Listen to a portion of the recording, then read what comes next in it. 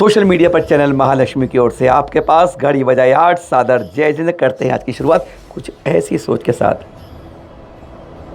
कहीं मंदिर तोड़ देते हैं, कहीं मूर्ति तोड़ देते हैं और कहीं हाथ तोड़ के नाम बदल देते हैं। काल भैरव महाकाल मंदिर देवघर की बात कर रहे हैं। अगर यह प्रामाणिक रूप से सही दिखता है आपको, नज़रें आपकी भी हैं, एक बार पहचानिए कि यह मंदिर का दृश्य दिखा रहे हैं। जहां मंदिर पर लिखा था कि महाकाल भैरव मंदिर, यह सनातन धर्म ऑफिशियल इंस्टा पेज है जिस पर लिखा गया बैजनाथ मंदिर, ब्राह्मण पंडों द्वारा बुद्ध विहार पर कब्जा। बस इसी से लेके हमने खोजबीन शुरू करी सोशल पोस्टों पर, सोशल मीडिया पर, और जब उसके सामने कुछ आया, यह महाकाल भैरव की प्रतिमा है, यह भगवान बुद्ध की प्रतिमा है। अब उन दोनों में देखते हैं कि वास्तव में प्रतिमा है किसकी। और प्रभात खबर क्या कह रहा है? बाबा धाम देवघर का मंदिर। अब ये देख लीजिएगा, वैसे तीनों मंदिर में अलग फ़र्क होता है, काल भैरव में भी और बैजनाथ मंदिर में, वे आपको बताते हैं, पर प्रतिमा पर नज़र थोड़ा गड़ाई रखते हैं। आपका काम सिर्फ कान से सुनना है और आँखों से इसके चित्र को पहचानना है। काल भैरव को, भगवान बुद्ध को, हाँ, आप अपने आप पहचानिए। जहाँ दीवार पर मंदिर में लिखा है महाकाल भैरव मंदिर देवघर का, वहाँ सनातन धर्म ऑफिशियल लिखा है बैजनाथ मंदिर, ब्राह्मणों द्वारा बुद्ध विहार पर कब्जा। वास्तव में बैजनाथ मंदिर और काल भैरव मंदिर में दोनों में फ़र्क होता है। बैजनाथ मंदिर भगवान शिव को समर्पित हिंदू मंदिर होता है जो झारखंड देवघर में है। 12 ज्योतिर्लिंगों में से एक है। इसे शक्तिपीठ के रूप में भी जानते हैं। माता सती का हृदय कहते हैं यहीं गिरा था। मंदिर परिसर में भगवान वैद्यनाथ के मुख्य मंदिर के साथ 21 अतिरिक्त मंदिर हैं और हर साल सावन के महीने में यहाँ श्रावण, हम बोलते जा रहे हैं पर ध्यान अपना प्रतिमा पर रखिएगा। यह मंदिर बाबा धाम के नाम से भी जाना जाता है। जबकि काल भैरव मंदिर कहते हैं आनंद भैरव मंदिर, यह बाबा वैद्यनाथ धाम परिसर में स्थित है। यह मंदिर तांत्रिक विधि से पूजा जाता है। भक्ति या आनंद भैरव से साल भर पूजा करते हैं और 14 को यहाँ पर विशेष पूजा और महाश्रृंगार किया जाता है।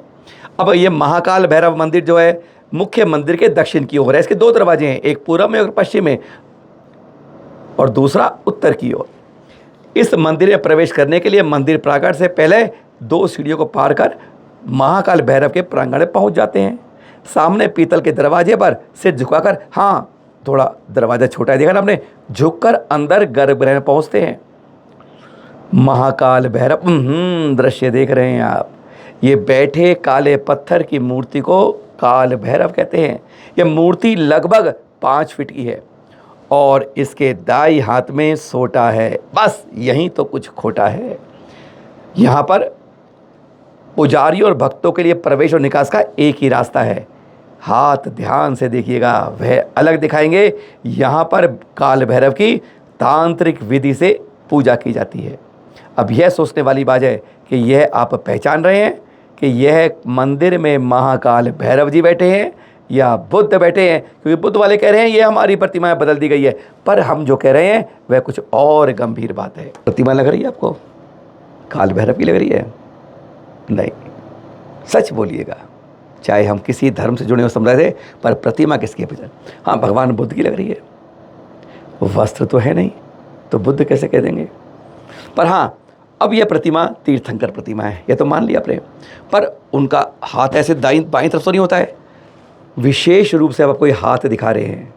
ये हाथ देखिए, तोड़कर जो आगे बनावट बनी है वो स्पष्ट दिखा रही है कि यहाँ कोने से लेके हाथ को अलग करके ध्यान मुद्रा से अलग बनाया गया है। क्लोजअप आपको हाथ दिखा रहे हैं। इन 2 चित्रों में सिर्फ हाथ दिखा रहे हैं आपको इस तरह से कि आप देखिए, ये अलग दिख रहा है कि वो गोल हाथ के रूप में जो बनावट दूसरे हाथ की है वह इससे अलग बन रही है, कोनी से लेके हाथ तक की।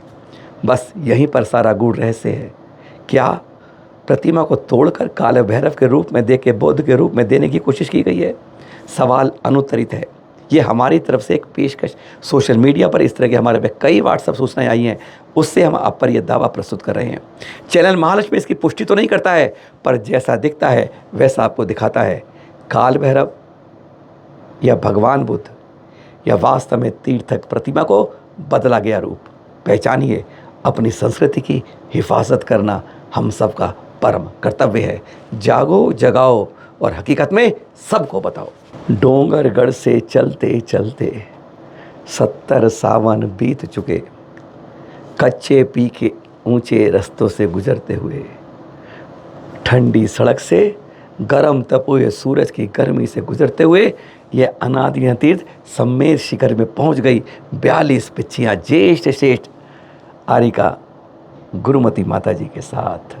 दो संग 42 पिच्छी गजब के दर्शन, कैसा स्वागत अभिभूत हुआ जब पहुंच गए सम्मेद शिखर जी। गुणायतन में प्रवेश से पहले के दृश्य अभिभूत कर रहे थे, आनंदित कर रहे थे, पैरों में छाले पड़ गए थे। रास्ते में देखा था दुर्घटना भी हुई थी।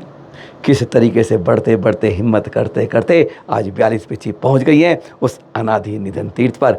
अक्षय तृतीया के दिन खास बातें दृश्य अभिभूत कर रहे थे, इसलिए आपको दिखा रहे थे।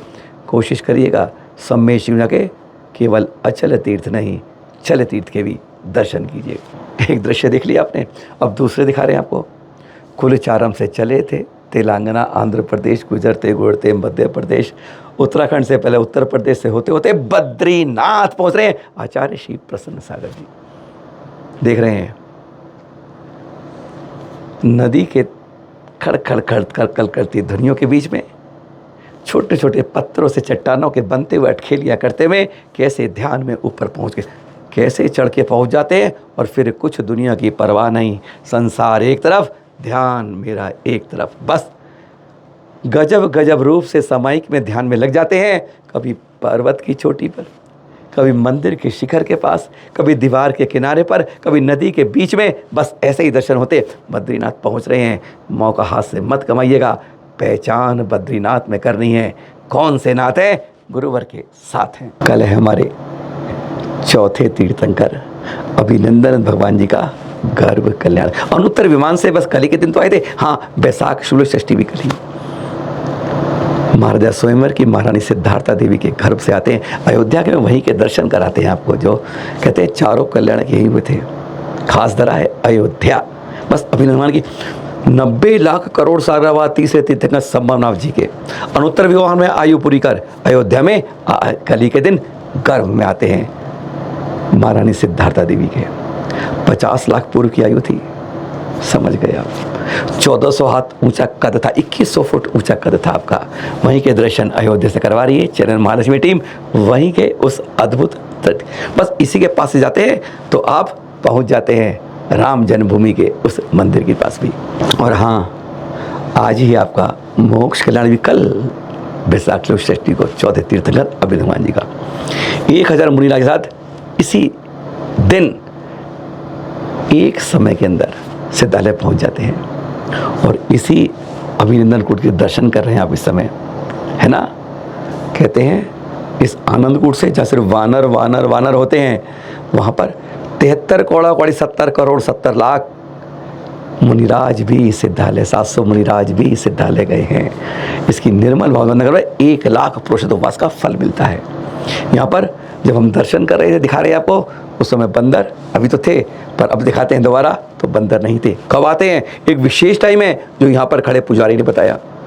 और यहीं पर कुछ खास है, जिंदा गुफाएं आज भी हैं और इस टोक पर सबसे ज़्यादा बिजली गिरती है। एक साथ खट खट खट बैक टू बैक 3 बातें आपको दिखा देती हैं। सुनिए ज़रा और देखिए ज़रा। आज हम इस समय हैं अभिनंदन कूट पर, यानी जिनका चिन्ह वानर है। इस समय आप ऐसे वानर नहीं देख रहे हैं, जैसे यहाँ पे कर्मचारी वे बता रहा है कि सुबह 7 से 8 और दोपहर को 12 से 1 यहाँ पे बहुत बड़ा झुंड वानरों का आता ही है, क्योंकि उनका चिन्ह भी ऐसा ही है। इस आनंद कूट से अभिनंदन भगवान के साथ साथ 72 करोड़ 70 लाख 742 मुनि मोक्ष पधारे हुए हैं। उनके चरणों में अनर्घ वक्त प्राप्त है। अर्घम निरपापति। तारीख इसमें दिखाई दे रही है 28 नवंबर 2013 को यहाँ पे ये चिन्ह दोबारा बने हैं। उसमें पूरी ये टोंक पूरी अस्त व्यस्त हो गई थी, ये सारी टूट गई थी, उसको दोबारा खड़ा किया गया है और जरा चरणों में लिखा हुआ है 28 नवंबर 2013 को यह चरण दोबारा स्थापित किए गए हैं। इस टोंक के चारों तरफ जो है अभी भी उन पुसली टोंक के निशान आपको मिल जाएंगे, वह सारे पत्थर शिखर के यहाँ चारों तरफ मौजूद हैं। जो आप दृश्य देख रहे हैं, यहाँ पर कहा जाता है एक बहुत गहरी गुफा है। इस समय यह वासुपुजी टोंक से जब नीचे उतरते हैं और ऊपर आदिनाथ भगवान की टोंक है।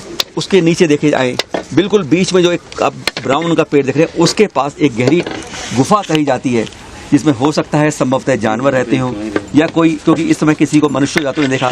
वहाँ पर कुछ आप देखें जरा सी सीढ़ियों से भी कुछ दिख रहा है, कुछ अलग तरह के फूल भी दिख रहे हैं उस गुफा के आसपास। यह गुफा अभी तक यह नहीं पता चल पाया। ऐसी कई गुफा यहाँ कही जाती हैं। नीचे की तरफ 2-3 अगर नीचे देखें तो वहाँ भी नीचे की तरफ 2-3 गुफा। यहाँ पर कहा जाता है कई गुफाएं यहाँ पर इस पहाड़ पर प्रचलित है, जहाँ पर संभवतः कुछ ना कुछ रहा होगा, या तपस्या करते होंगे पुराने ऋषि मुनि, या अभी भी यह गुफाएं किसी तरीके से जीवित कही जा सकती हैं। जान पर हो सकता है कि जानवरों का, जंगली जानवरों का डेरा भी हो सकता है।